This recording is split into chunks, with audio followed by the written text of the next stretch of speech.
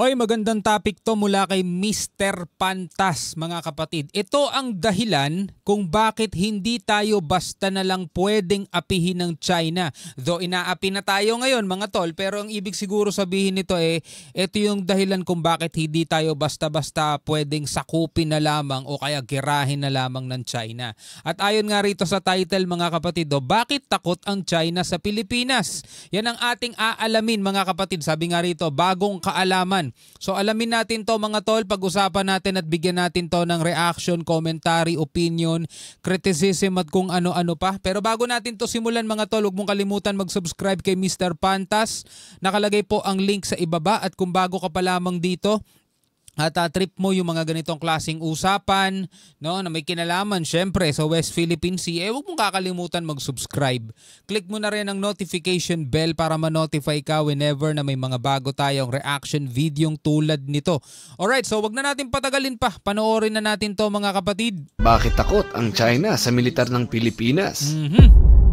Hindi ko inaasahan na ganito pala ang kaya nating gawin. Kaya pala hindi tayo basta-basta nasasakop ng karatig bansa, lalo na ng China. Ano ang meron ngayon sa Pinas at tila napapadalawang isip na ang China? Bakit nga ba, no? Ang China nga ba umiiwas sa military ng Pilipinas, mga tol? Kasi nitong mga nakaraan, alam nyo naman kung ano yung ginagawa nilang pag-alma o pagrereklamo, mga tol, about doon sa Typhoon missile ng ating mga kasundaluhan na balak nating acquire, no, mula sa US, mga tol. Siguro naiisip nila malakas na nga ang mga sundalong Pilipino, though mahina ang bilang nila o maliit lang ang bilang nila at kulang sila sa mga kagamitan, pero yung determinasyon nila kakaiba. Lalo pa kaya kung lalagyan sila ng ganong klaseng sandata, baka mas maging matindi na to mga sundalong Pinoy, mga tol, no? Kaya todo pag-alman nila Mga kayang gawin ng Pilipinas laban sa mga Tsino. Yan ang ating alamin. Alright.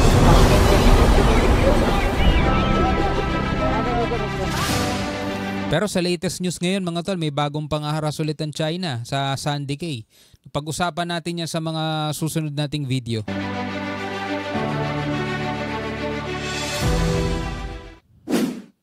Matagal nang umaaligid ang China sa teritoryo ng Pilipinas, pero bakit hindi nito tuluyang sinasakop ang ating bansa? Parang David versus Goliath. Kailangan talaga nating magpakita ng tunay na tapang para hindi tayo basta-basta apihin. Alam ng China na kayang gawin ng lahat ng Pinoy kahit anong mangyari, mapagtanggol lang ang sariling bansa. Tama, ilang mananakop na ang dumaan sa Pilipinas, mga tol. Kaya tila nag-iingat na ito sa ginagawa nilang pambubuli. Unang katangian ng Pilipinas kung bakit takot ang China ay ang pagiging matalino natin. Mabusising pag-iisip sa bawat galaw ng ating militar. Alam ng Pilipinas na may international maritime law. Ang lahat ng bansa ay dapat sumunod dito, pero ang China, napakarami ng counts ng paglabag dito. Dokumentado lahat ng Pilipinas ang ginagawang pangharas ng China. Hanggat hindi lumalabag ang Pilipinas sa International Maritime Law, ay kapanig nito ang ibang bansa gaya ng US, Australia, Taiwan, South Korea at Japan. Diyan sumasablay ang China. No, diyan sumasablay kasi kahit na anong gawin nila pang-brainwash, ang nabe-brainwash lang nila, mga tol, yung kanilang mga mga mamamayan Yun lang yung mga nauutot na loloko nila, mga tol. Pero kapag ang sinasabi nila madalas, 'di ba, na yung ginagawa daw nilang aksyon sa West Philippine Sea, mga activities na ayon sa batas, wala na silang maloloko. Maloloko ba nila yung US, 'di ba? Australia, Taiwan, South Korea, Japan, mga tol, maloloko ba nila yan? Alam naman natalo sila sa 2016 arbitral ruling. Kinikilala rin nitong mga bansang to yung tinatawag nating UNCLOS na nagsasaad na ang bawat bansa, mga kapatid, ay merong 200 nautical miles exclusive economic zone, which is hindi ginagalang ng China dahil sa kanilang claim na 10-dash line. Kung baga, ano't ano man ang mangyari, magkagipitan man ay siguradong may alyansa tayong papanigan. Tama. Ikalawa, ang hindi paggamit ng dahas. Matapang ang ating mga sundalo pero mas pinipili nilang maging mapayapa ang ating bansa kaysa gumanti ng dahas laban sa China. Yun nga lang ay may negatibo itong epekto dahil pataas ng pataas ang bilang ng mga mangingisdang Pinoy ang itinataboy sa sarili nating karagatan. Pareho kasing mga ito, pinapaliwanag ko lang pareho kasing magkakaroon ng negatibong epekto. Alin man dyan ang piliin natin mga tol, yung hindi natin pagganti o yung pagiging agresibo sa pagpapalaya sa mga China, nagiging mahina ang Pilipinas mga tol sa paningin ng iba. Kasi hindi nga natin sila kayang palayasin, di ba? Katulad ng ginagawa ng China na pangwa-water cannon o kung paano nila tayo itinataboy, di ba? Ang naging resulta nun mga tol, mas lalo nila tayong kinakayan-kayanan. Kaya ang nangyayari, yung mga mangingisda nating, yung mga maliliit nating mangingisdang Pilipino ang nagsasuffer kasi napapalaya sila. Diba? Isa yan sa hindi magandang epekto. Pero ang isa pa sa hindi rin magiging magandang epekto kapag ka naging agresibo tayo sa kanila is imbis na, alam mo yon, malutas etong ating hinaharap na sigalot, baka mas lalong lumala o mauwi pa sa gera mga kapatid, mas lalo tayong mahihirapan. Etong mga mangingisdang Pilipino, ngayon na itataboy lang sila. Pag nagkaroon ng gera, totally hindi sila makakapangisda. Paano sila makakapangisda kung may nagliliparang mga kanyon at missile dyan? At dito rin mga tol sa mismong bansa natin. Diba? Mahihirapan pumasok yung mga trade, mahihirapan pumasok yung mga kalakal o kaya mahihirapan pumasok yung mga ini-import nating goods sa ibang mga bansa kung nagkakaroon ng kaguluhan dito sa West Philippine Sea. Alam naman natin, daanan yan diba? So talaga mas lalong mahihirapan na bansa natin. O pili na lang kayo kung alin dun. Kung sa alin dun sa dalawang yun na mas gusto nyong mahirapan kayo. Etong namumuhay tayo ng payapa sa ngayon na gumagawa naman ng paraan ng ating gobyerno kung paano mareresolba yung mga problema natin sa West Philippine Sea sa maayos na paraan o daanin natin sa santong paspasan, patay bahala na, no? Kung susuriin natin, ay China talaga ang numero 1 dahilan kung bakit may tensyon sa Southeast Asia. Isipin mo yun, ni hindi parte ng Southeast Asia ang China, pero siya ang dahilan kung bakit may tensyon sa ating rehiyon. Siyang tunay, no? Ito ang 9-dash line na kiniklaim ng China. Kanila raw ayon sa kanilang mga ninuno. Ito ang kanilang bansa. Ito ang Brunei, Malaysia, Vietnam, Taiwan at Pilipinas. Yan para sa mga bago pa lamang sa ganitong klaseng topic, mahusay yung pagpapaliwanag dito ni Mr. Pantas. Tignan nyo na lamang kung ikaw ay isang neutral wala kang pinapanigan China man o Pilipinas, wala kang pakialam sa West Philippine Sea, eto makinig ka. Tignan mo, eto yung Vietnam, Brunei, Malaysia, lahat yan mga bansa, hindi yan part ng Pilipinas. Eto Pilipinas mga tol. Ang inaangkin ng China, etong kulay pink na yan, yung kabuuan na yan. Biruin nyo kung ilang mga bansa ang nasagasaan nila dahil dito sa claim nila. Ito yung China. Napakalayo na nga nila hanggang dito at dito man lang. Napakalayo na rin yan mga tol Kung tutuusin, tignan mo, itong Pilipinas, pwede mo pang i-doble i-copy-paste mo rito, kasya pa siya Pero ganun nakalayo mga tol, ganun nakalaki yung ginaangkin nila. Diba? Ito ang kanilang bansa. Ito ang Brunei, Malaysia, Vietnam, Taiwan at Pilipinas. At lahat ng karagatan ng 5 bansang ito ay inaangkin ng China. Hindi naman siya masyadong gahaman. Opo. Pati nga yung kabilang side ng Taiwan ay kanila rin daw. Isa sa mga dahilan kung bakit gustong-gusto ng China ang ganito kalawak na karagatan ay dahil naglalaman ito ng 190 trillion cubic feet ng natural gas. Grabe. At 11 billion barrels ng langis. Imagine nyo kung makukuha ng China yan at makokontrol nila. Sila siguro magiging pinakamakapangyarihan sa buong mundo, magiging pinakamayaman sa buong mundo. At the same time, kung makokontrol nila itong buong South China Sea, kontrolado rin nila yung mga barko na dumadaan dyan. Kasi nga diba daanan niya ng third na mga trade, mga kalakal natin sa buong mundo, mga tol. Iba't ibang mga bansa ang dumadaan dyan. Pero mo magiging kontrolado nila yon at lahat ng mga langis dyan ay 11 billion barrel of oil. Diba? Sila na magiging pinakamakapangyarihan, mga tol. Kung susumahin ay talagang sobra-sobra ito para sa kanilang pangangailangan. At pwede pa nilang pagkakitaan sa pamamagitan ng pag-e-export o pagbebenta sa ibang bansa. Imaginein mo yon. Ibinibenta mong mga produkto ay hindi naman sa iyo. Tama. Noon pa ay talagang binabahayan na ng China ang mga parting ito. Kabi-kabila ang pagpapatayo nila ng mga military base, mga pangisdaan at mga minahan ng krudo at langis. Noon ay paisa-isa lang ang pananakop ng China pero ngayon, talagang nagiging agresibo na sila sa kanilang pag-abante. Sobre. Hindi lang mangingisdang Pinoy ang binomba nila, pati na rin ang mga mangingisda ng Malaysia, Vietnam, at kabi-kabilang pagbabanta sa Taiwan. Nakakatakot lang na ang karagatan sa Southeast Asia ay tinagurian ng pinaka-pinag-aagawang rehiyon sa buong mundo. Ito yung iniiwasan mangyari kaya nagkaroon ng UNCLOS. Diba? Kasi ito, balikan natin Imagine nyo walang UNCLOS. Walang UNCLOS, walang United Nation o nagkakaisang mga nasyon, mga bansa, 'di ba? Sa isang batas sa karagatan. Ito yung karagatan mga tol. Imagine nyo kung wala ang UNCLOS. O di bawat bansang yan, Vietnam, Malaysia, Brunei, Pilipinas, Taiwan, China, agawan tayo dyan. Di ba kanya-kanyang agawan yan mga tol, magkakaroon ng gulo kung gaano kalaki o kalaki yung sasakupin mo. Kaya nga nagkaroon ng UNCLOS at bawat isa sa atin binigyan ng tig 200 nautical miles exclusive economic zone o dun ka lang, yan ang economic zone mo.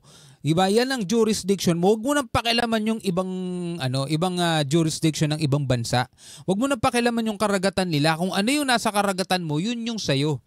Diba? Yun sana mga tol, para walang away, para walang kaguluhan. Kung may nag-overlap man, maliit na parte lang yun na pwedeng pag-usapan. Hindi kailangan daanin sa tensyon. Pero tignan nyo tong ginawa ng bansang to, etong China. Sabi niya, anong UNCLOS? Walang UNCLOS. Amin niyang buong yan. Walang dagat ang Vietnam, walang dagat ang Malaysia, walang dagat ang Brunei, walang dagat ang Pilipinas at Taiwan. Amin niyang buong yan, di ba? Napaka swapang. Sa Southeast Asia ay tinagurian ng pinaka-pinag-aagawang rehiyon sa buong mundo. Most contested region na hindi dapat dahil may UNCLOS, di ba? Dahil hindi lang 2 bansa ang apektado, kung hindi at least 5 bansa ang pinapaalis sa sarili nilang nasasakupan. Ayon sa record ay ang Pilipinas ang may pinakamataas na reklamo laban sa China, talagang naninindigan para sa kanyang karapatan. Marami akong nakikitang hate comments sa ating gobyerno at pati na rin sa ating mga Navy at mga Coast Guards. Basahin natin saglit lang. Bakit ba ayaw ng Pinas gumamit din ng water cannon para malaman ng China kung sila din ang bombahin? Bayad ba opisyal ng Pinas at tinahayaan lang, wala na badangal? Ito yung mga mahihirap yung mahirap yung magbibigay ka ng komentong hindi mo pinag-iisipan. Api-apihan ng Pilipinas sa sariling bansa, sinanay kasi na abusuhin tayo ng Chinese Coast Guard. Bakit hindi nyo rin gamitan ng water cannon? Ano ba naman klaseng gamit ng mga Pinoy? Puro lang kwento o ganito, ganyan, ilang taon na pero wala pa rin pag-unlad. Mga tol, nung unang-una, iniisip ko bakit hindi tayo gumanti ng water cannon? Diba? Bakit hindi tayo gumanti ng water cannon? Pero sa atin mga tola, bukod sa atin, higit na may nalalaman o higit na mas nakakaalam itong ating mga otoridad. Hindi natin sila pwedeng sabihan bakit bayad ba mga opisyal ng Pinas at inahayaan lang na wala na ang dangal ng Pinas. Hindi tayo mga to, wala tayo sa lugar para pangunahan sila kasi sila yung trained. Sila yung nandoon sa ground sila yung nandoon na mismong nakakaranas Akala ba natin mga tol gustong-gusto nilang wina-water cannon sila? Hindi Kasi ang plano ng Pinas mga tol, ito sa tingin ko lang sa pag-aanalisa ko ang plano ng Pinas is makakuha pa ng napakaraming simpatsya mula sa international community at saka sa ibang bansa. Kaya hindi tayo pumapalag mga tol. Kasi kung ipapakita natin sa buong mundo na kaya naman nating palagan ng China at kaya naman natin makipaggera, binabalita lang tayo hanggang doon lang. Pero hindi tayo masyado nakakakuha ng simpatsya kasi yun ang kailangan natin mga tol Huwag mauwi sa gera. So paano natin magagawa yun? Makakuha tayo ng maraming sympathizer na uusig na magsasalita laban sa China at pag nakita ng China, teka, dumadami yung mga bansang pumapanig sa Pilipinas atras tayo. 'Di ba? Kasi kung Pilipinas lang mga tol, Pilipinas lang yan. Kayang-kaya nating durugin yan. Pero kung nakikita ng China, napakarami ng mga bansang nagsasalita, napakarami ng mga bansa umuusig sa kanila, atras yan. At yun nga yung ginagawa ng Pilipinas mga tol. Tingnan nyo, di ba nagiging positibo yung resulta? Ang dami ng mga bansa mga tol ang kumukundina at nagsasalita. Laban sa China, laban sa ginagawa ng China dahil yan sa pag-expose ng Pilipinas sa kanilang mga illegal na aktibidad. Naduwag daw. Bakit daw hindi gumanti? Bakit daw pumapayag na bulihin lang tayo ng China? Sa totoo lang mga kapantas, Pilipinas lang ang may lakas ng loob na humarang sa barko ng China. Ang ibang bansa kapag tinataboy sila ay agaran silang umaalis. Di gaya natin na makailang beses ng binomba at binangga pero nananatili pa ring matatag. Hindi biro ang tungkulin ng ating mga Coast Guard at Navy. Marapat lang sa videong ito ay bigyan natin sila ng pasasalamat. Saludo Sa mga sir. araw-araw na trabaho nila ay matagumpay nilang napipigilang mag-advance ang China. Hindi tumitigil ang mga barko ng Pilipinas sa pagronda kahit anong mangyari, kahit bombahin pa ang mga ito. Talagang matigas ang ating mga bantay dagat na kinaiinis ng mga Tsino dahil hindi nila magawa ang gusto nila. Ilang taon nang ini-intimidate ng China ang Pilipinas sa karagatan pero hindi naman tayo natatakot.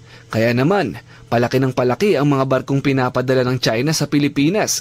Kasi alam nyo mga tola, kung takot ang Coast Guard natin, isang beses lang silang bombahin ng water cannon o banggain ng China, hindi na sila babalik dyan.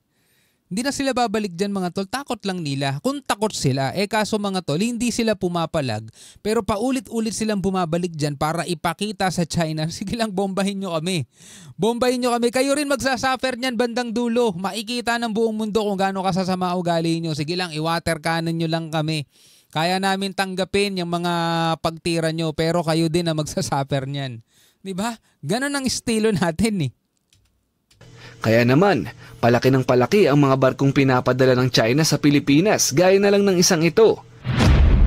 Ang China Coast Guard 5901 patrol vessel. Ito ang pinakamalaking barko ng Coast Guard sa buong mundo na pagmamayari ng China. Tinagurian itong The Monster.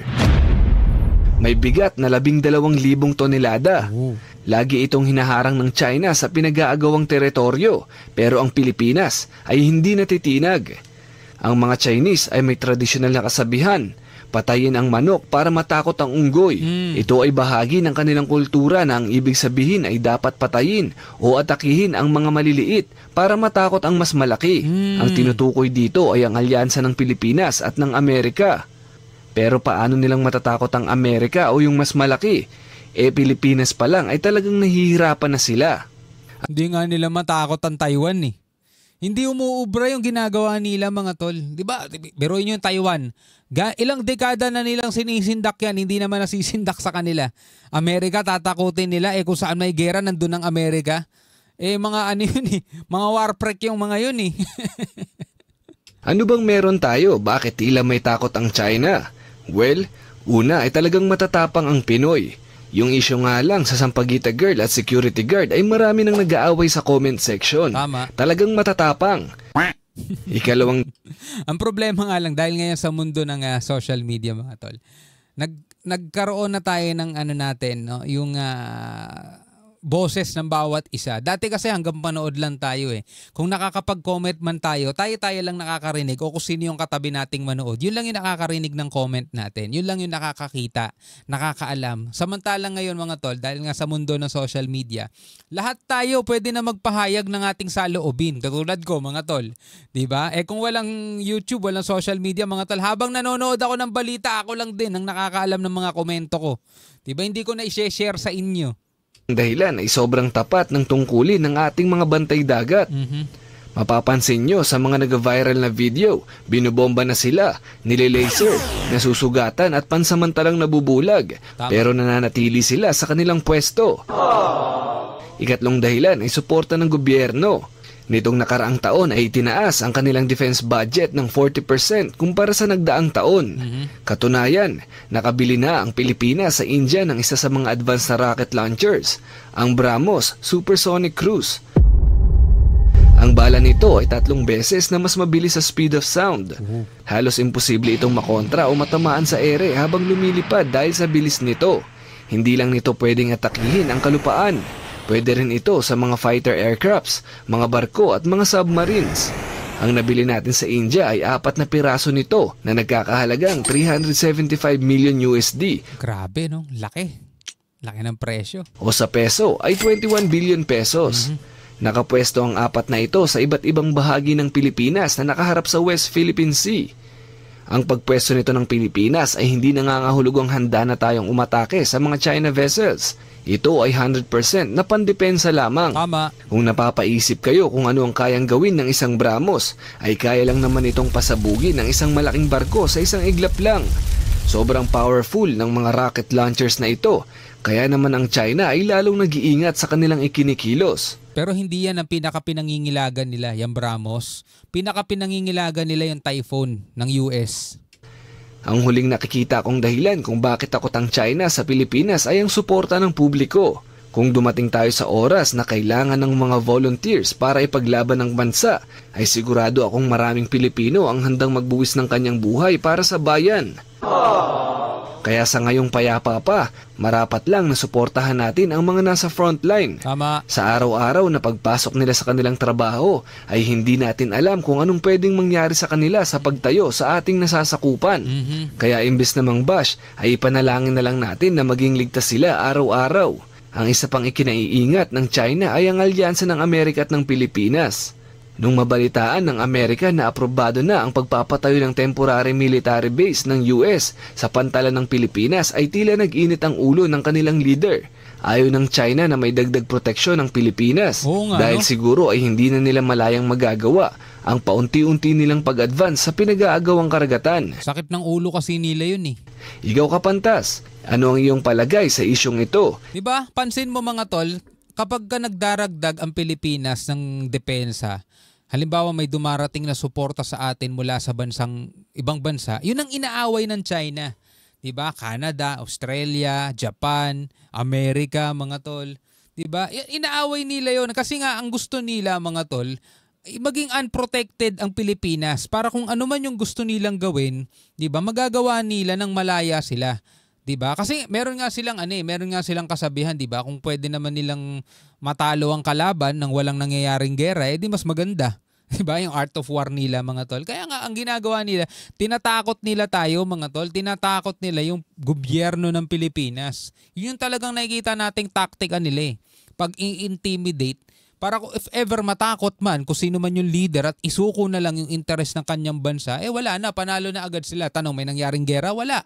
Pero nanalo sila. Yun ang gusto nilang mangyari.